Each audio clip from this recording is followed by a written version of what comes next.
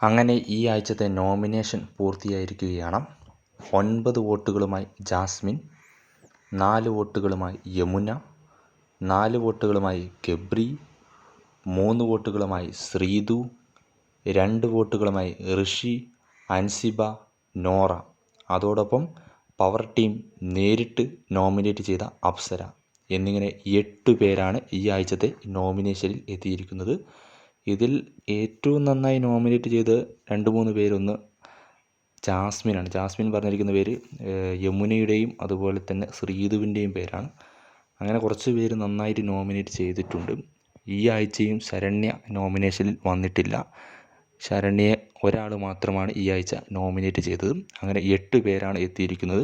Jasmine, Yamuna, Gabri, Sreethu, Nora, Ansiba, ഋഷി, അതുപോലെ തന്നെ power team നേരിട്ട് നോമിനേറ്റ് ചെയ്ത അപ്സര.